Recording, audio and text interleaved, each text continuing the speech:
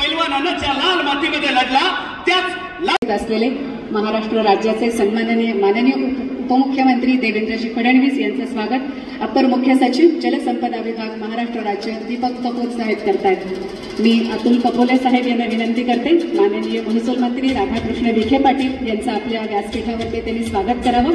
माननीय श्री अतुल कपोले कार्यकारी संचालक महाराष्ट्र कृष्णा खोरे विकास महामंडळ मी कपोले साहेबांना विनंती करते माननीय महसूल मंत्री राधाकृष्ण विखे पाटील यांचं स्वागत करावं। माननीय श्री महेश शिंदे साहेबांचं आपण स्वागत करणार आहोत। मी गुणाले साहेब तुम्हाला विनंती करते मुख्य अभियंता जलसंपदा विभाग हे स्वागत करतील। माननीय श्री महेश शिंदे साहेब यांचं उपाध्यक्ष महाराष्ट्र कृष्णा खोरे विकास महामंडळ पुणे श्री महेश शिंदे साहेब यांचं स्वागत करतील। माननीय श्री हनुमंत गुणाले मुख्य अभियंता जलसंपदा विभाग पुणे पुढचं स्वागत आपण करणार आहोत सन्माननीय श्रीमंत छत्रपती खासदार उदयनराजे भोसले यांचं। मी धुमाळ साहेब डॉक्टर धुमाळ साहेब मुख्य अभियंता विप्र जलसंपदा विभाग पुणे यांना विनंती करते आपण सन्माननीय खासदार श्रीमंत छत्रपती उदयनराजे भोसले आज आपल्या कार्यक्रमाला आवर्जून उपस्थित आहेत आपल्या सगळ्यांच्या वतीने त्यांचं स्वागत करावं। माननीय खासदार रणजितसिंह नाईक निंबाळकर यांचं स्वागत करायची विनंती मी पुन्हा एकदा डॉक्टर धुमाळ साहेब तुम्हालाच करते। माननीय खासदार साहेबांचं स्वागतही आपण आपल्या हस्ते करावं। डॉक्टर श्री धुमाळ साहेब मुख्य अभियंता उदयनराजे भोसले आणि आपल्या सर्वांचे लाडके लोकप्रिय आमदार सन्माननीय जय करते। मी पुन्हा एकदा विनंती करेन अतुल कपोले साहेब आपल्याला आपले अपर मुख्य सचिव दीपक कपूर कार्यक्रम इथे संपन्न करत आहोत। आपल्या परिसरामध्ये जन्मलेले जनता पार्टीमध्ये प्रवेश होतोय त्याचबरोबर सिद्धनाथ नागरी पतसंस्थेच्या चेअरमन पदी साहेब आजचा दिवस या मातीसाठी माझ्या मान खटावच्या माता भगिनींच्यासाठी माझ्या मान खटावच्या शेतकरी बांधवांसाठी आणि ज्या बांधवांनी ज्या माता भगिनींनी माझ्यासारख्या शेतकऱ्याच्या मुलावर विश्वास टाकला। साहेब माझी पार्श्वभूमी कुठल्या संस्थानिकाच्या कुटुंबातली नाहीये। माझे वडील एक किराणा दुकानदार अनेक छोटे शेतकरी कुठलीही पार्श्वभूमी नसताना मी माझ्या मान खटावच्या जनतेला या माता भगिनींना एक स्वप्न दाखवलं की मला माझ्या मान खटावच्या मातीतनं कॅनलचं पाणी वाहताना बघायचं आहे। मला माझ्या मान खटावच्या मातीमध्ये ऊसाची शेती झालेली बघायची आहे। मला माझ्या मान खटावच्या मातीमध्ये कारखान्याचं धुराडं पेटलेलं बघायचं आहे। मला माझ्या मान खटावच्या मातीचा दुष्काळी माती म्हणून लागलेला कलंक पुसायचा आहे। साहेब या 4 वळीचा संकल्प घेऊन मानदेशी जनतेच्या समोर हा जयकुमार गोरे गेला आणि या जनतेनं माझ्यावर विश्वास टाकला आणि त्या जनतेच्या विश्वासाला पात्र होत असताना साहेब माझा एवढा आनंदी माणूस या पृथ्वी तलावर दुसरा कोणी असू शकत नाही। तर मी माझ्या जनतेचा दिलेला आश्वासन मी जनतेला दिलेला शब्द आणि तो शब्द आज साहेब शब्दाच्या पूर्ततेच्या दिशेनं चाललोय मी पूर्ण झालं म्हणणार नाही। आज आपण सगळेजण बघता या मातीमध्ये हे पाणी येत असताना या मातीला तुमच्या आमदार जयकुमार गोरेला ज्या माणसांनी बळ ताकद शक्ती दिली किंबहुना हे राजकीय पाठबळ जर जयकुमार गोरेच्या पाठीशी उभं नसतं तर हे पाणी मान खटावच्या मातीत आलं नसतं आणि हे पाणी इथं येत असताना ते शेतकरी बांधवांच्या शेतापर्यंत कधी पोचलं असतं हे माहिती नव्हतं। आणि तो माणूस साहेब आमच्यासाठी तो देव माणूस आहे की ज्या माणसानं या मान खटावच्या मातीत पाणी येत असताना ते शेतकऱ्याच्या शेतापर्यंत पोचावं। एक जाणता राजा आमच्याकडे होऊन गेला अजूनही आहे आणि जाणता राजा म्हणून या लोकांनी त्याला डोक्यावर घेतलं। जेव्हा जेव्हा जो जो शब्द त्यांनी टाकला तो शब्द लोकांनी कधी पडू दिला नाही। दगड उभा केला तर दगडाच्या पाठीशी उभी राहिली लोक पण तो जाणता राजा याच माझ्या जनतेच्या समोर उभा राहून सांगत होता की आता पाणीच नाही तर या भागाला पाणी द्यायचं कुठनं. आणि तुम्हा सगळ्यांना सांगायला मला आनंद होतो, तो जाणता राजा पाणीच नाही म्हणून सांगणारा, आणि हा आमचा देव माणूस जे पाणीच नव्हतं.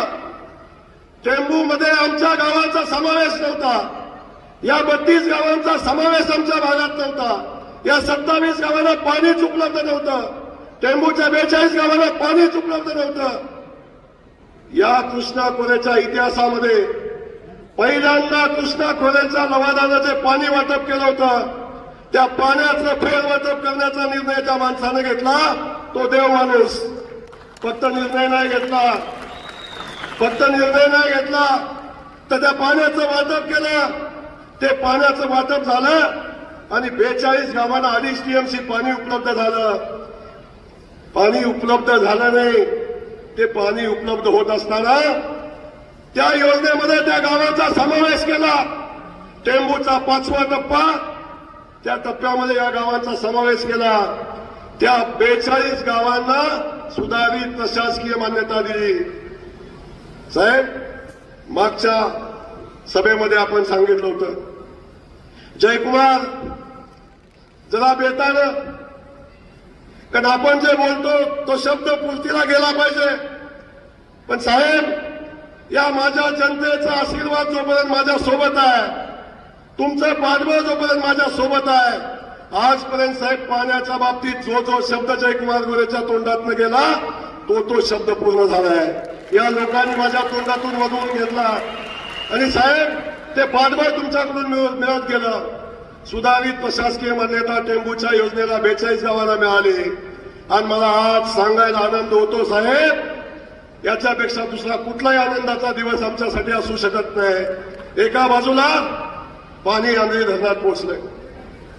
साहेब, तुम्ही म्हणला आंधळी धरणामध्ये जे 24 डिसेंबरमध्ये पाणी येईल अशा पद्धतीची भूमिका मला माहिती आहे. साहेब, तुम्ही मला प्रोटेक्शन देत होता. इलेक्शन ऑक्टोबरमध्ये होतं आणि तुम्हाला वाटलं तुमचा पट्ट्या असा उभा राहणार नाही, तुम्ही मला प्रोटेक्शन देत होता. पण आपल्या सगळ्यांना सांगायला मला आनंद होतो, आंधळी धरणामध्ये जोपर्यंत पाणी पोचत नाही तोपर्यंत येणारी कुठलीही विधानसभेची किंवा कुठलीही निवडणूक हा जयकुमार गोरे लढवणार नाही, हा शब्द मी माझ्या मानखटावच्या जनतेला दिला होता. साहेब, पाणी आलं. पाण्याचा मुहूर्त साहेब काय सांगतो. अयोध्येमध्ये प्रभू श्रीरामाचं मंदिर त्या बाबरानं उद्ध्वस्त केलं 520 वर्षापूर्वी, आणि 520 वर्षापूर्वी ते मंदिर उद्ध्वस्त केलं. त्या प्रभू श्रीरामाला पुन्हा मंदिरामध्ये स्थापित व्हायला 520 वर्ष लागली. अनेक कारसेवकांनी बलिदान दिलं, अनेक लोकांनी त्यासाठी स्वतःचा जीव गमावला, आंदोलनं केली. त्यातला एक कारसेवक म्हणून आपण साहेब इथं आहे. आणि जेव्हा 520 वर्षानंतर आमच्या प्रभू श्रीरामाला मंदिर मिळत होतं साहेब, त्याच दिवशी त्याच वेळी 12:29 सीतामाईंच्या पदस्पर्शानं पावन झालेली आमची ही भूमी आहे. या ठिकाणी सीतामाईंचं मंदिर आहे आणि आख्यायिका अशी सांगितली जाते की सीतामाईंच्या स्पर्शानं एक कलश लवणला आणि तो लवणलेला कलश दोन्ही बाजूला सांडला. एका बाजूला बाणगंगा नदीची निर्मिती झाली आणि दुसऱ्या बाजूला मानगंगा नदीची निर्मिती झाली. साहेब, तेव्हापासून ही नदी फक्त पावसातच कधीतरी व्हायची. एका बाजूला प्रभू श्रीरामाचं मंदिर आणि त्यामध्ये मूर्तीची प्रतिष्ठापना होत असताना सीतामाईंच्या स्पर्शानं निर्मित झालेल्या मानगंगेमध्ये 22 जानेवारीला 12:29 साहेब पाणी आलं. आणि ते पाणी आणणारा प्रभू श्रीरामाचा भक्त आदरणीय देवेंद्र फडणवीस साहेब होता. याचा आम्हाला मनापासूनचा आनंद सांगायचा आहे. जयकुमार गोरे हे निमित्त आहे. या जनतेने आमदार केलं, असे अनेक आमदार साहेब झाले, पण सगळ्यांना ही ताकद मिळाली नाही. मला माहिती आहे, मी 7.5 वर्ष साहेब विरोधात काम केलं. आपलं 5 वर्षाचं सरकार होतं तेव्हा पण साहेब विधानसभेमध्ये तुम्ही मला बघत होता. त्या 5 वर्षाच्या कालखंडामध्ये पण संघर्ष केला, पण संघर्ष करत असताना खटाव मावांच्या मातीला न्याय द्यायला लागला. तेव्हा साहेब तो टोकाचा संघर्ष केला, कधी थांबला नाही. तो संघर्ष करत असताना साहेब माझ्यासारखा सामान्य कुटुंबातला मुलगा कोण पाठीशी, माझी जनता सोडून कोणी पाठीशी नव्हतं. या परिस्थितीमध्ये साहेब जेव्हा जेव्हा मी या निवडणुकीला उभा राहिलो, जेव्हा जेव्हा एखादा संकल्प करून कामाला सुरुवात केली साहेब, तेव्हा तेव्हा माझ्यावर पोलीस स्टेशनच्या माध्यमातून जिथून जे काही करता आलं ते साहेब केलं. या जयकुमार गोरेनं कुणाच्या वाळल्या पाचोया साहेब पाय दिला नाही, पण या जयकुमार गोरेला प्रत्येक वेळी निवडणूक असो काही असो जयकुमार गोरेवर गुन्हा दाखल झाला नाही असं साहेब कधी झालं नाही. पण जयकुमार गोरे थांबला नाही साहेब, न थांबता संघर्ष केला. लांब कशाला साहेब, आता सरकार गेलं त्यावेळी साहेब मला 4 महिने हा महाराष्ट्र सोडून राहायला लागलं.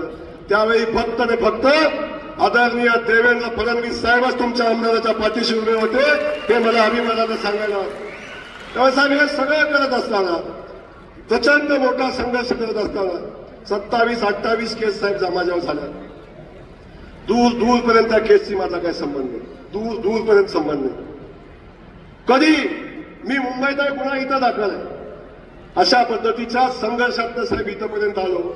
याला कारण की मी सामान्य कुटुंबातला आहे, पण सामान्य कुटुंबातला जयकुमार असला तरी साहेब आपलं पार्टनर विखे पाटील साहेब इथं बसलेले आहेत.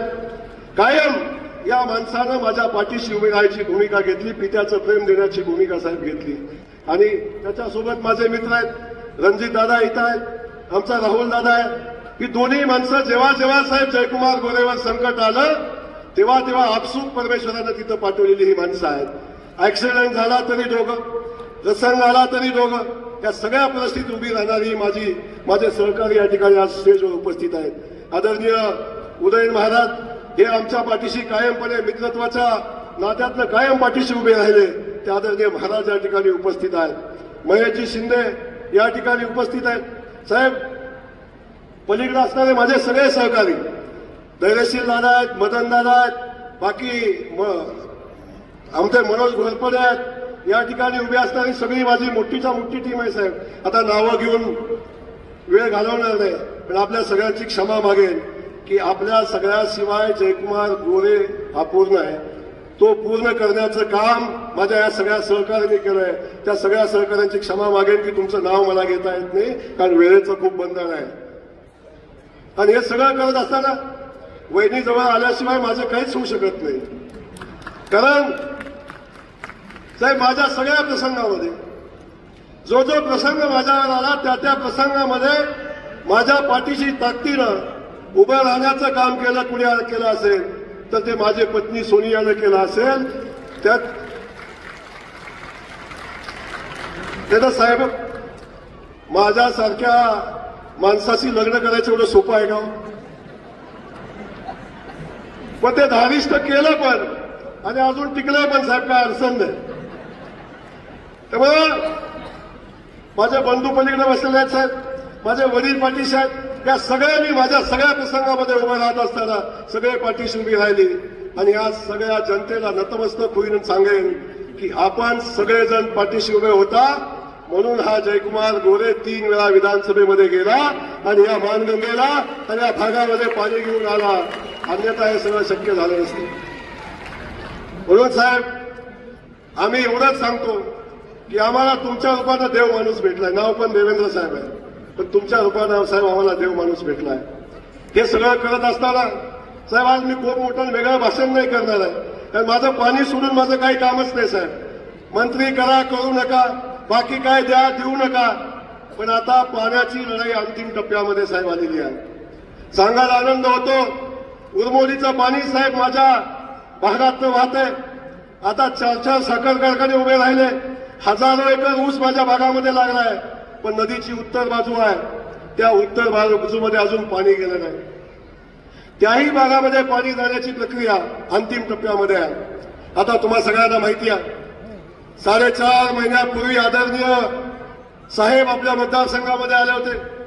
साहेब आज धरणाच्या दक्षिणेला आहे, तेव्हा आपण उत्तरेला होतो. त्या ठिकाणी 32 गावांच्या पाईपलाईनचं आपण भूमिपूजन केलं.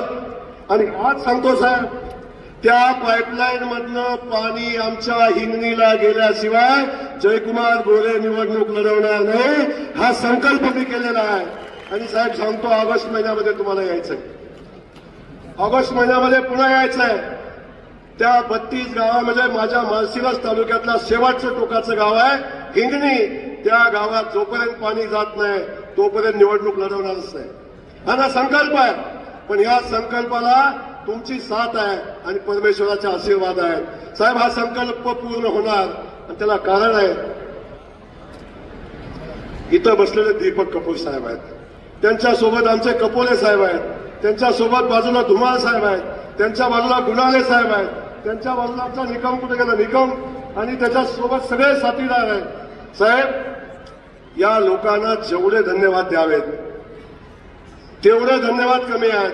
कारण या लोकांनी जे जे सांगितलं, मी जी जी भूमिका मांडली त्या त्या भूमिकेला पाठबळ देण्याचं काम यांनी केलंय. आणि आज त्यांनीच मला शब्द दिला आहे की साहेबांच्याकडून शब्द घ्या की ऑगस्ट महिन्यामध्ये हे पाणी सोडण्यासाठी तुम्ही आलं पाहिजे, हा शब्द घेण्याचा त्यांनी मला सांगितलंय. कपूर साहेब, मी असंच नाही सांगितलं, जबाबदारीने सांगतोय. त्यामुळं आता ते पाणी साहेब 32 गावाचा विषय येतो, त्याच्यासोबत आपणच 1.25 TMCचं पाणी जिहे गटापूरमध्ये राहिलेल्या 27 गावांना उपलब्ध करून दिलंय. आता ते 1.25 TMC पाणी ज्या 27 गावांना द्यायचंय त्या गावांच्या सर्वेचं टेंडर झालंय. 96 लाख रुपयाचं सर्वेचं टेंडर झालंय. साहेब, सर्वे 3 महिन्यामध्ये कंप्लीट होईल.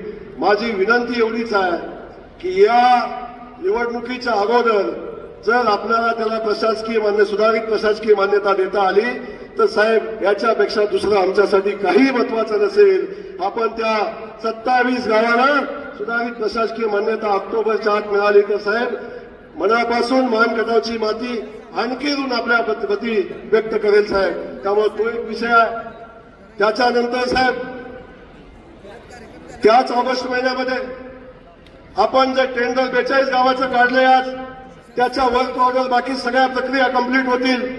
त्या ऑगस्ट महिन्यामध्ये त्या 42 गावाच्या पाण्याचं भूमिपूजन करायचा संकल्प आपण करतोय.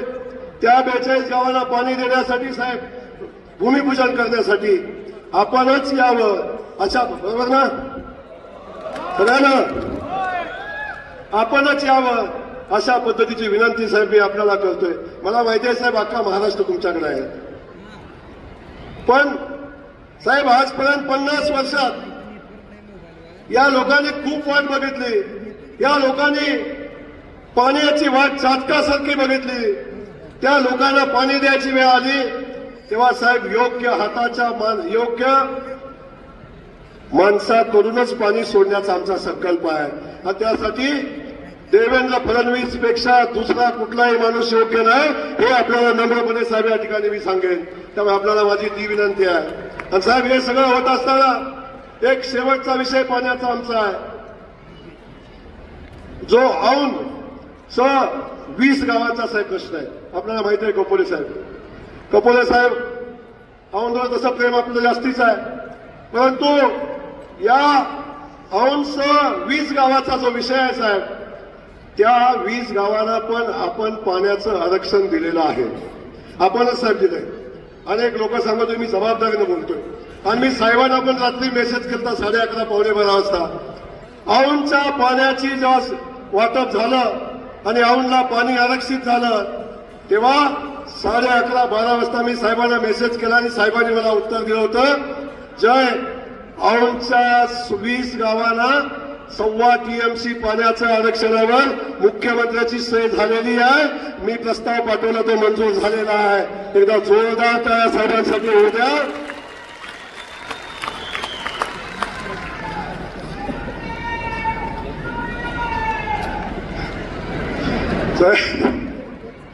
साहेब, त्या 20 गावाचा पाण्याचा प्रश्न सुटलेला आहे. परंतु त्या 20 गावांना सुधारित प्रशासकीय मान्यता मिळण्याची आवश्यकता आहे. साहेब, त्या औंधनं अनेक नेते बघितले पण पाण्याचा प्रश्न सुटला नाही. माझी विनंती आपल्याला आहे की या 2 योजना आमच्या आहेत, या 2 योजनांना पाणी उपलब्ध करून दिलंय. आता त्या योजनेला सुधारित प्रशासकीय मान्यता देऊन त्या योजना प्रत्यक्षात अंमलात आल्या पाहिजेत. साहेब, काय सांगू तुम्हाला, आमच्या इथलं सगळं गडी आहेत हे जाणत्या राजाच्या तालमीत तयार झालेले आहेत. साहेब, माणूस माणसात ठेवायचा नाही. जाती जातीमध्ये भांडण, समाजामध्ये भांडण, गावागावामध्ये भांडण.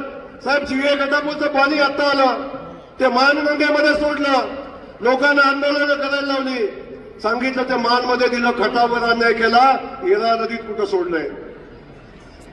साहेब, गेल्या 5 दिवसापासून त्या येरा नदीमध्ये पाणी वाहतंय.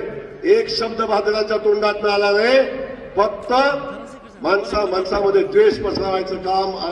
जर शरद पवार साहेबांनी आमच्या मान खटावच्या मातीसाठी या जिल्ह्यासाठी केलेलं एक मोठं काम सांगावं, एकच काम साहेब, एकच काम सांगावं की जे काम आम्ही केलंय. साहेब, एकही काम सांगू शकत नाही, परंतु आपण साहेब जे काम केलंय तो जाणता राजा म्हणून घेणाऱ्यापेक्षा आमचा देव माणूस मोठा आहे हे आपल्याला या निमित्तानं सांगायला लागेल. हा पश्चिम महाराष्ट्राला न्याय देणारा. फक्त साहेब मला पाणी दिलं नाही, अनिल बाबर साहेबांना तुम्ही टेंबूतलं पाणी दिलं, जतमध्ये पाणी दिलं. आबांचा कुटुंब आबा असताना सुद्धा त्या भागाला साहेब संपूर्ण पाणी दिलं नाही. आबांचं पाण्याचं स्वप्न, आबांचं पाण्याचं स्वप्न जाणता राजा पूर्ण करू शकला नाही. ते पूर्ण करण्यासाठी आमचे देवेंद्र फडणवीस साहेब आले, त्यांनी आता त्या भागात पाणी देण्याचा संकल्प केला. राहिलेली कामं आपण पुढे घेऊन चाललाय. जत कवठे मंकाळ असेल, नीरा देवगडचा विषय आपण बघितला. नीरा देवगड आमचे खासदार बसलेले आहेत तिथं. नीरा देवगडचा विषय साहेब, ते पाणी 10 वर्ष बारामतीला जात होतं, पण ज्याचा हक्क पाण्यावर होता त्या लोकांना ते पाणी मिळालं नाही. ते पाणी देणारा दुसरा तिसरा कोणी नसून ते देवेंद्र फडणवीसच होते, त्याच्यापेक्षा दुसरं कोण नव्हतं. त्यामुळे मला आपल्याला साहेब धन्यवाद द्यायचे. काही माणसं मागतात, तुम्ही विदर्भामध्ये काम करता साहेब, पश्चिम महाराष्ट्राचा प्रचंड विकास झाला म्हणून आपण सांगता, पण पश्चिम महाराष्ट्राचा एक असा भाग आहे की जो दुष्काळी भाग, त्याला कधीच पाणी मिळालं नाही. तो प्रचंड अडचणीतला, प्रचंड दुष्काळी भाग साहेब तसाच दुष्काळी राहिला आणि त्याचे तारणहार म्हणून आपण या ठिकाणी आलात. तुम्ही मुख्यमंत्री असताना काम केलं, तुम्ही उपमुख्यमंत्री असताना काम केलं, आता जलसंपदा खात्याचे मंत्री असताना काम केलं आणि हे काम आपण केलं म्हणूनच हे सगळं शक्य होतंय हे या निमित्ताने सांगेन. साहेब, तोंड टेकलं कौतुक किंवा तुम्हाला काहीतरी सांगायचं म्हणून कौतुक या ठिकाणी साहेब मी करत नाही, पण जे वास्तव आहे ते आपल्या सगळ्यांच्या समोर मांडण्याचा माझा प्रयत्न या निमित्तानं साहेब होता. त्यामुळे मला आपल्याला या निमित्ताने एवढंच सांगायचंय, या भागामध्ये आपण येत असताना आपण ज्या ज्या भूमिका घेऊन काम केलं, ज्या ज्या भूमिका आपल्या सगळ्यांच्या समोर मांडल्या, त्या सगळ्या भूमिका आपण पुढे घेऊन जात असताना या भागातला जो प्रश्न आहे तो प्रश्न मार्गी लावण्याचा संकल्प आपण करताय. म्हणून आपल्याला मी मनापासून या ठिकाणी धन्यवाद देईन. आपल्या सगळ्यांना मला सांगायचंय, देवेंद्र फडणवीस साहेबांचं नेतृत्व मी का स्वीकारलं साहेब, आपल्या सगळ्यांना एवढंच सांगतो, आजपर्यंतच्या इतिहासात पक्ष प्रवेशाची कुठलीही चर्चा न करता मला पक्षात आल्यावर काय मिळेल हा शब्द कधीही न विचारता साहेबांनी सांगितलं. लोकसभेच्या वेळी साहेब माझ्या मित्राला तिकीट देऊन आपण एवढे मोठे उपकार केले, त्या उपकाराची परतफेड हा जयकुमार गोरे कशानं करू शकत नाही साहेब. ते तर केलं. त्यावेळी साहेबांनी शब्द घेतला, जयकुमार तू स्टेजवर येऊन काम करणार का, तू ओपन येऊन काम करणार का. काँग्रेस पक्षाचा आमदार असताना हा जयकुमार साहेब स्टेजवर जाऊन भारतीय जनता पक्षासाठी काम केलं, पण हे काम करत असताना मी कुठला शब्द घेतला नव्हता. आणि साहेब माझ्या प्रवेशाची कथा काय आहे, आपली चर्चा कधी झाली नव्हती प्रवेश कधी करायचा किंवा काही. साहेबांचा मला फोन आला आणि साहेबांनी सांगितलं जय आमदारकीचा राजीनामा द्यायचा आहे. चंद्रकांत दादांनी मला कल्पना दिली ना आपला फोन आला. साहेब एकाही क्षणाचा उसंत न लावता या जयकुमार गोरेनं जाऊन आमदारकीचा राजीनामा दिला आणि आपण अमितभाईंच्या सोबत आपण सोलापूरमध्ये प्रवेश केला. कुठली अट नव्हती, शर्त नव्हती, काही नाही. पण माझी शर्त साहेब आहे, माझ्या मानखटावच्या मातीतली इंच न इंच भूमी पाण्याखाली येईपर्यंत आपल्याला माझ्या पाठीशी उभं राहायला लागेल. एवढंच माझी अट आहे, एवढीच माझी शर्त आहे, त्याच्यापेक्षा दुसरी कुठली अट नाही. त्यामुळे या अटीमध्ये मात्र मी तुम्हाला नक्की बांधून घेतलंय साहेब, हे या निमित्ताने मी आपल्याला सांगेन. बाकी सगळ्या गोष्टीचा विचार करत असताना आता खूप बोलायचा विषय नाही. साहेबांनी मला सांगितलं जायचंय, मंत्रिमंडळाची बैठक आहे, पण साहेब एवढंच सांगतो, आम्हा सगळ्यांना आपला अभिमान आहे. या पश्चिम महाराष्ट्रातल्या लोकांना आता तुम्ही एक आशेचा किरण वाटता. कोण म्हणतं पश्चिम महाराष्ट्रामध्ये जाणता राजाच काम करू शकतो. पश्चिम महाराष्ट्रामध्ये देवेंद्र फडणवीस सारखा माणूस येऊन इथं काम करू शकतो. जो विदर्भात आलेल्या माणसाला पश्चिम महाराष्ट्रातलं दुःख माहिती आहे, या भागातल्या लोकांच्या व्यथा माहिती आहेत. पण आपल्यासारखा त्याग पुरुष साहेब, मी मनापासून आपल्याला धन्यवाद. आदरणीय मोदीजींच्या नेतृत्वाखाली काम करत असताना आमच्या सगळ्यांची भावना तर मोदीजींनी इथे यावे अशी होती. साहेब, मोदीजींचा कार्यक्रम कॅन्सल झाला. साहेब, एवढं माझ्यावर लिहिलं. या भागातील सोशल मीडिया एवढी चालवली की जयकुमार गोरेचा इतिहास मांडला आणि इथं मोदी साहेब का आले नाहीत याच्या संदर्भात लिखाण झालं आणि सगळ्या गोष्टी सांगितल्या गेल्या की का नाही आले. साहेब, माहिती नाही काय, पण साहेबांनी सांगितलं साहेब तुम्ही येणार होता, तुमचा कार्यक्रम कॅन्सल झाला, त्याच्यावर चर्चा चालू झाली. आता देवेंद्र फडणवीसांनी पण जयकुमार गोरेची साथ सोडली. म्हणजे जे काय सांगता येईल, जे काय करता येईल ते करायचा प्रयत्न केला. पण या ठिकाणी मी एवढंच या ठिकाणी सांगेन साहेब की कायम आमची मान खटावची जनता आणि हा पश्चिम महाराष्ट्र आपल्या सोबत राहील. आपल्या मनामध्ये किंवा बऱ्याच लोकांच्या मनामध्ये आहे की पश्चिम महाराष्ट्र कुणाचाही तरी बालेकिल्ला आहे. साहेब, मी सांगतो आपल्याला, एक सामान्य जनतेचा प्रतिनिधी म्हणून सांगतो, पश्चिम महाराष्ट्र हा देवेंद्र फडणवीस साहेबांचा बालेकिल्ला झाल्याशिवाय, भारतीय जनता पक्षाचा बालेकिल्ला झाल्याशिवाय राहणार नाही. येणारी निवडणूक त्याच्या साक्षीला असेल. सातारा असो, माढा असो, या दोन्ही लोकसभा मतदारसंघावर साहेब आमचा हक्क आहे. भारतीय जनता, आमचा म्हणजे भारतीय जनता पक्षाचा हक्क आहे. मी कार्यकर्ता म्हणून बोलतोय साहेब. माझी विनंती हात जोडून आहे की माझ्याचं तर तिकीट द्यायलाच लागेल, पण माझ्याचं तिकीट भाजपला देत असताना साहेब तिकीट कुणाला द्यावं मी सांगितलं नाही साहेब, पण माझी इच्छा तुम्हाला माहिती आहे.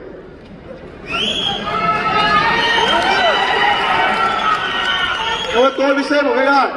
पण साहेब, साताऱ्याचा मतदारसंघ सुद्धा आपण राष्ट्रवादीचा बालेकिल्ला म्हणून सांगता. मी राष्ट्रवादी टीका करणार नाही साहेब आज, पण माझी विनंती आपल्याला आहे, या मतदारसंघामध्ये भारतीय जनता पक्ष सातारा जिल्ह्यामध्ये ताकदीनं उभा करण्यासाठी माझ्याही अगोदर अनेक लोकांनी संघर्ष केलाय, जे भारतीय जनता पक्षाचे मूळ आहेत, ज्यांनी भारतीय जनता पक्ष संघर्षाच्या कालखंडामध्ये वाढवला आणि प्रचंड संघर्षाने त्यांनी भारतीय जनता पक्ष हा सातारा जिल्ह्यातला सगळ्यात मोठा पक्ष केलाय साहेब, सगळ्यात मोठा पक्ष केलाय.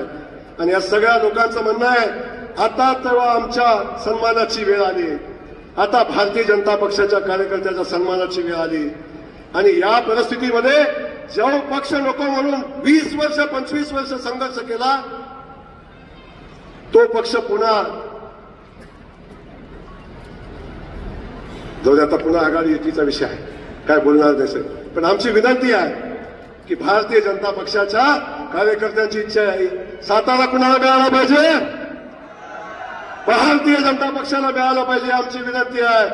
आणि तुम्ही म्हणता तर राष्ट्रवादी फक्त वाई सोडून कुठेच नाही, एक आपला भारतीय जनता पक्ष प्रत्येक मतदारसंघामध्ये मजबूत आहे, एवढी विनंती या निमित्तानं आपल्याला करणार आहे. बाकी सगळ्या गोष्टीबद्दल मी खूप काय बोलणार नाही साहेब, आज पाणी सोडून काय बोललो नाही, बाकी काय बोलणारही नाही. पण आपल्याला विनंती करतो, माझे सगळे मित्र आले, विखे पाटील साहेबांना धन्यवाद दिल्याशिवाय पुढे जाणार नाही.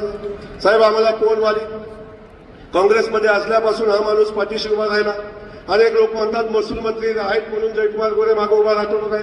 साहेब, आम्ही महसूल मंत्री बी नव्हते साहेब, विरोधी पक्षात नेते होते, आमदार होते, तेव्हाही आम्ही मित्र म्हणून सोबत राहिलो. पित्याचं प्रेम त्या माणसानं साहेब दिलं. आणि हक्काचं घर जेव्हा कधी अडचण येते तर कुठं जायचं, तर विखे पाटील साहेबांच्याकडे जायचं. असा हा खंबीर पाटील आमच्या पाठीशी उभा आहे. एकदा विखे पाटलांसाठी जोरदार टाळ्या आपण सगळ्यांनी वाजवाव्यात अशी विनंती या निमित्तानं करेल. त्याच्यासोबत साहेब आता 2 मित्र स्टेजवर आहेत. तुम्ही सगळेजण माझा फोटो बघता. विधानसभेमध्ये प्रवेश केला तर राहुल दादा सोबत दिसला नाही, तर विधानसभेतले लोकही मला विचारतात आज एकटाच कसं दिसताय, लांब कशाला साहेब. विखे पाटील बोलतातच बोलतात, पण साहेब आपण सुद्धा जर आम्ही एकटा आलो तर म्हणताय राहुल कुठं आहे, आणि राहुल आणि मी गेलो तर सांगतात खासदार कुठं आहे. साहेब, सगळे आम्ही जीवाभावाचे मित्र आहे, एकमेकाच्या सुखात दुःखात उभं राहतो, अडचणी प्रसंगामध्ये उभं राहतो. आणि असे मित्र आम्ही सोबत असताना आमचा माढ्याचा खासदार साहेब, ज्यांनी खासदारकी काय असते लोकांना दाखवलं आणि ज्यांनी आपल्या मतदारसंघाच्या पाण्यासाठी प्रचंड संघर्ष केला, असा माझा भाऊ आज आपल्या सोबत खासदार म्हणून काम करतोय आणि भविष्यामध्ये ताकदीनं आपण सगळे मिळून त्याच्या पाठीशी उभं राहिलं पाहिजे ही भूमिका आजच्या या दिवशी मी मनापासून मांडतो. साहेब आपल्याला धन्यवाद देतो आणि आपण कायम या मान खटावच्या मातीशी पाठीशी राहावं एवढी विनंती करतो. पुन्हा सांगतो साहेब मला मंत्री करा, साहेब मला मंत्री करा करू नका. जयकुमार गोरे कधीही आग्रह धरणार नाही, कधी काय मागितलंही नाही.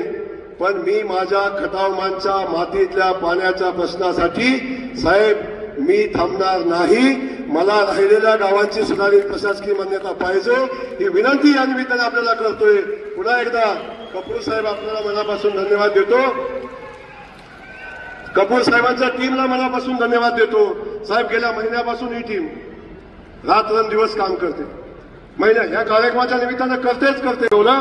आणि परवा दिवशी मी सांगितलं साहेब फडणवीस साहेब ज्या दिवशी इथं येत आहेत त्या दिवशी टेंबूचं टेंडर साहेब निघालं पाहिजे. कपूर साहेबांच्याकडे मी 2 दिवसाला 3 दिवसाला जाऊन बसलो. कपूर साहेबांसाठी एकदा जोरदार टाळ्या वाजवा की त्या माणसानं ती सगळी प्रक्रिया पूर्ण केली आणि साहेब आज टेंडर झालंय.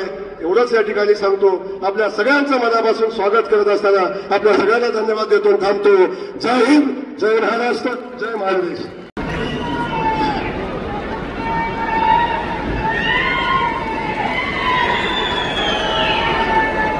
हिंदवी स्वराज्याचे सरसंस्थापक छत्रपती शिवरायांना मानाचा मुजरा करतो. भारतीय राज्यघटनेचे शिल्पकार भारतरत्न डॉक्टर बाबासाहेब आंबेडकर यांना मानवंदना अर्पित करतो.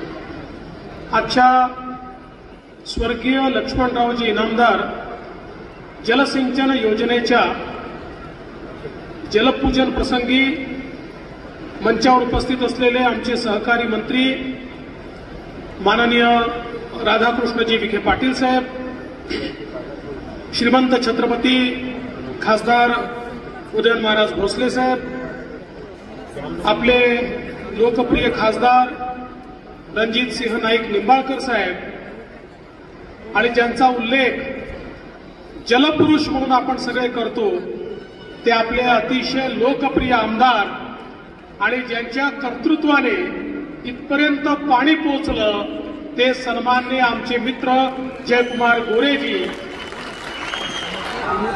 श्रीमती सोनिया वहिनी, मंचावर उपस्थित कृष्णा खोरे महामंडळाचे उपाध्यक्ष आमचे बंधू महेशदादा शिंदे, राहुलदादा कुल, मदनदादा भोसले, दिलीपरावजी येळगावकर, धैर्यशीलजी कदम, मनोजजी घोरपळे, चेतनसिंग केदार, आपले विभागाचे अप्पर मुख्य सचिव श्री दीपक कपूर साहेब, श्री कपोले, जिल्हाधिकारी जितेंद्र डोडी, एसपी समीर शेख, श्री धुमाळ, श्री निकम, सर्वच या ठिकाणी उपस्थित अधिकारी पदाधिकारी, उपस्थित सर्व माझ्या माणदेशी भगिनी आणि बंधूंनो, आज खरोखर हा अत्यंत आनंदाचा दिवस आहे की वर्षानुवर्ष नव्हे तर दशकानुदशक जी भूमी थेंब थेंब पाण्याकरता त्या ठिकाणी तरसत होती, आज त्या भूमीमध्ये प्रत्यक्ष पाणी पोचलेलं आहे आणि त्याचं जलपूजन करायची संधी या ठिकाणी मला मिळाली. मी खरोखर ईश्वराचे आभार मानतो. त्याचवेळी मी खऱ्या अर्थानं अभिनंदन करीन जयकुमार गोरे यांचं. ज्या प्रकारचा पाण्याकरता संघर्ष जयकुमार भाऊंनी केला,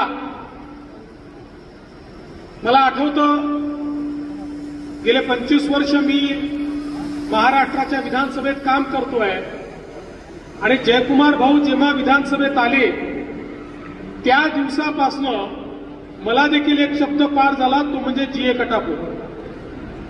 ते विधानसभेत जिथे संधी मिळेल तिथे जीए कटापूर, उरमोडी याच्या पलीकडे त्यांचा बोलण्याचा विषयच नसायचा आणि हळूहळू हा संघर्ष त्यांनी आजच्या दिवसापर्यंत आणला.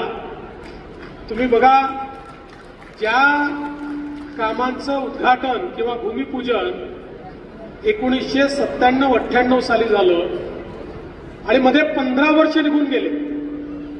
एक पैसा त्याला मिळाला नाही, एक वीट रस्ता आली नाही, एक खड्डा खोदता आला नाही. ईश्वराच्या कृपेने महाराष्ट्रामध्ये मुख्यमंत्री म्हणून मला संधी मिळाली आणि आम्ही हा विचार केला नाही जयकुमार भाऊ कुठल्या पक्षाचे आहे. कारण मी स्वतः ज्या विदर्भातनं येतो त्या विदर्भातल्या दुष्काळी जनतेचं दुःख मला माहिती होतं आणि ज्यावेळी तेच दुःख पश्चिम महाराष्ट्रातल्या दुष्काळी जनतेचं मी बघितलं त्याच वेळी ठरवलं विदर्भातला तर दुष्काळ दूर करूच, मराठवाड्यातला दुष्काळ दूर करूच, पण मान देशातला दुष्काळ आणि पश्चिम महाराष्ट्रातला दुष्काळ देखील आपण दूर करायचा आणि त्या दृष्टीनं आम्ही कारवाई ही सुरू केली. आणि 2016-17 मध्ये आपण त्या ठिकाणी याला फेर प्रशासकीय मान्यता दिली. म्हणजे जवळजवळ 20 वर्षांनी फेर प्रशासकीय मान्यता त्याला मिळाली आणि त्याच्या कामाची सुरुवात झाली. या प्रत्येक घटकेला एकच व्यक्ती या गोष्टीचा सातत्याने पाठपुरावा करत होता, तो व्यक्ती म्हणजे जयकुमार भाऊ. जयकुमार भाऊंनी सातत्याने याचा पाठपुरावा केला आणि त्यामुळेच आज हे जलपूजन झालंय. आणि त्याचवेळी आमच्या खासदार साहेबांनी आणि आमच्या सगळ्या लोकांनी, संघाचे लोक होते, महेशदादा होते, सगळे लोक आले होते आणि सगळ्यांनी ही विनंती केली की आमची इच्छा आहे की या योजनेला स्वर्गीय लक्ष्मणरावजी इनामदारांचं नाव द्यावं, वकील साहेबांचं नाव द्यावं. कारण वकील साहेबांनी माणसं घडवली ज्यांना प्रत्यक्ष देशाचे प्रधानमंत्री माननीय नरेंद्र मोदीजी आपला गुरु मानतात. ते वकील साहेब हे आपल्या भागातले होते आणि त्यामुळे त्या वकील साहेबांचं नाव द्यावं. ते नाव आपण दिलं आणि आमचे खासदार साहेब फार हुशार आहे. ते लगेच दिल्लीला पोहोचले आणि त्या ठिकाणी जाऊन सगळ्या अधिकाऱ्यांना सांगितलं की प्रधानमंत्र्यांच्या गुरुजींच्या नावाची योजना आहे, त्यामुळे त्याला पैसे तुम्हाला द्यावेच लागतील आणि लगेच केंद्र सरकारचे पैसे देखील आपल्याला त्या ठिकाणी मिळाले. प्रधानमंत्री कृषी सिंचाई योजनेमध्ये या ठिकाणी ही योजना आली आणि अत्यंत वेगाने हे काम आपल्याला या ठिकाणी होताना पाहायला मिळत आहे. आज आपण पाहू शकतो मोठ्या प्रमाणात शेतकऱ्यांचं कल्याण होणार आहे. आजही या भागामध्ये इतक्या मोठ्या प्रमाणात टँकर चालतात. पिण्याचं पाणी हे या ठिकाणी खऱ्या अर्थानं आपल्याला मिळणार आहे. आंधळी बोगद्याचं काम हे पूर्ण झालं आणि ही देखील अत्यंत चांगला योगायोग आहे जयकुमार भाऊ की 22 जानेवारीलाच तुम्ही पाणी या ठिकाणी आणलं. म्हणजे तिकडे प्रभू श्रीरामांची प्राणप्रतिष्ठा झाली आणि या जनतेला प्राण देणारं पाणी हे या ठिकाणी आपल्या आंधळीच्या धरणामध्ये येऊन पोचलं आणि त्यातनं निश्चितपणे मोठ्या प्रमाणात हे काम सुरू झालंय. जवळपास 15,170 हेक्टर सिंचन निर्मिती त्यातनं होते. 27 गावांना पुढे लाभ मिळणार आहे. 3.17 अब्ज घनफूट पाणी हे कृष्णा नदीतनं उचललं जाणार आहे. खटाव आणि मान तालुक्यामध्ये एकूण 27,500 हेक्टरला त्याचा सिंचन लाभ होणार आहे. आणि मला असं वाटतं की या माध्यमातून हे नुसतं मला असं वाटतं एक साधं काम नाहीये, तर एक इंजिनिअरिंग मार्वल हे तयार झालेलं आहे की कशा प्रकारे जिथे पाणी आहे तिथनं दुष्काळी भागापर्यंत आपण पाणी आणू शकतो. या संदर्भात फार मोठं मॉडेल हे तयार झालं आहे. आणि निश्चितपणे मी सांगू इच्छितो की याला फेर प्रशासकीय मान्यता देऊन 1331 कोटी रुपयाची योजना या ठिकाणी आपण मंजूर केली आहे. मी जयभाऊ तुम्हाला आणि खासदार साहेब तुम्हाला आश्वस्त करतो, एक पैसाही कमी पडू दिला जाणार नाही. तुम्ही जेव्हा मागाल, जसं मागाल तसे या ठिकाणी पैसे मिळतील. आमचे कपूर साहेब आहेत, कपोले साहेब आहेत, ही टीम अशी आहे साहेब, रेकॉर्ड केला रेकॉर्ड. आम्ही गेल्या 1.5 वर्षामध्ये 121 सिंचन प्रकल्पांना त्या ठिकाणी फेर प्रशासकीय मान्यता दिलेली आहे. ज्याच्यातनं 15 लाख हेक्टर जमीन ही पाण्याखाली येईल, हा एक रेकॉर्ड सिंचन विभागाने या ठिकाणी तयार केला आहे. आणि मला आनंद वाटतो की या ठिकाणी उरमोडी असेल, जे कटापूर असेल, टेंबू असेल, म्हैसाळ असेल, ज्या योजनांनी संपूर्ण दुष्काळी भाग, साताराचा असो, सांगलीचा असो, सोलापूरचा असो, सगळा दुष्काळी भाग हा दुष्काळ मुक्त होणार आहे.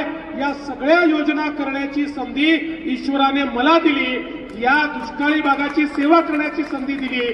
आणि ही संधी त्या ठिकाणी सोन्यामध्ये परिवर्तित करण्याचं काम आम्ही केलं. आमच्या या सगळ्या सहकार्यांमुळे, त्यांच्या मदतीमुळे, त्यांच्या पाठपुराव्यामुळे येत्या काळामध्ये हे मोठं परिवर्तन होणार आहे. आणि हे करत असताना हे खरं आहे, या ठिकाणी सांगितलं जायचं पाणीच नाही तर आम्ही कुठलं पैदा करायचं. हो, पाणी पैदा करता येत नाही, पण पाण्याचं नीट नियोजन करता येतं. आम्ही निर्णय केला की हे जे पाणी वाहून जात आहे, जे ओपन कॅनलनी जात आहे, 2017 साली मी निर्णय केला, ओपन कॅनलपेक्षा जर आपण बंद पाईपलाईननी पाणी नेलं, बाष्पीभवनाचं पाणी वाचेल, लिकेजचं पाणी वाचेल, ऍडिशनल पाणी आपल्याला मिळेल. आणि तो निर्णय केल्यानंतर मोठ्या प्रमाणात पाईपलाईननी पाणी नेणं सुरू केलं. त्याचा परिणाम असा झाला, आपलं पाणी वाचलं आणि 8 टीएमसी पाण्याचं फेरवाटप आपल्याला करता आलं. आणि त्यामुळे ज्या दुष्काळी भागाला जुने राज्यकर्ते सांगायचे पाणीच नाही तर आणायचं कुठनं, पाणीच नाही तर आणायचं कुठनं, त्या सगळ्या दुष्काळी भागाला पाणी देण्याचं काम हे आपण या फेरवाटपाच्या माध्यमातून केलं. आणि त्यातनं आता या सगळ्या गावागावापर्यंत हे पाणी निश्चितपणे पोहोचत आहे. आणि म्हणून जयाबाई, आपण चिंता करू नका. मला माहिती आहे आपण फार हुशार आहात. आपण एक घोषणा करून टाकता आणि मग आम्हाला चिंता लागते की अरे बापरे, आता जयाभाऊंनी घोषणा केली आहे, आता करायचं काय. मग रोज ते पाठपुरावा करतात. आता केवढी मोठी घोषणा करून टाकली, इलेक्शनच लढणार नाही. आली आफत आमच्यावर. आता जयाभाऊ इलेक्शन लढणार नाही, वहिनींना पटवून घेतो, वहिनींना उभं करून टाकतो. पण आता जयाभाऊंनी घोषणा केली म्हणजे जयाभाऊंना माहिती आहे आता सगळी यंत्रणा ही धावत त्या ठिकाणी निघणार आहे. मी आपल्याला निश्चितपणे सांगतो, कपूर साहेब सांगू ना, कपूर साहेब सांगू, ऑगस्ट पर्यंत जी फेर प्रशासकीय मान्यता आहे ती देऊ. ऑगस्ट पर्यंत ज्या पाण्याची योजना पूर्ण करायची आहे ती करू. आणि आपण जे 27 गावं सांगितले, जे 42 गावं सांगितले, आता मला तो हिशोबच लक्षात येत नाहीये कुठली कुठली आहेत, पण आपण जे जे सांगितलं ते पूर्ण करण्याचं काम हे आम्ही करू. हे पूर्ण करण्याची जबाबदारी देवेंद्र फडणवीस घेतो. हे पूर्ण करण्याची जबाबदारी आमचा इरिगेशन विभाग घेतो. आणि निश्चितपणे हे पूर्ण केल्याशिवाय आपण या ठिकाणी राहणार नाही. आज खरं म्हणजे वेगवेगळ्या योजना मागच्या काळामध्ये आम्ही विखे पाटील साहेबांच्या सोबत निळवंडेच्या योजनेला गेलो. निळवंडेची योजना नगर जिल्ह्यातली आम्ही पूर्ण केली. ती योजना पूर्ण झाली त्या दिवशी आम्हाला समजलं माझ्याही जन्माच्या आधीची योजना होती. माझ्या जन्माच्या आधीची योजना चालली आपली, रखडली. पण विखे पाटील साहेबांनी, आम्ही सगळ्यांनी पुढाकार घेतला आणि ती योजना आम्ही पूर्ण केली. कारण जुन्या राज्यकर्त्यांमध्ये आणि आमच्यामध्ये फरक काय आहे. पूर्वीच्या राज्यकर्त्यांची काम करण्याची स्टाईल अशी होती की पाण्याकरता 20-25 वर्ष लोकांना झुंजवत ठेवलं तर प्रत्येक निवडणुकीत सांगता येतं पुढच्या निवडणुकीपर्यंत पाणी येईल आणि त्यांची मतं घेऊन निवडून येता येतं.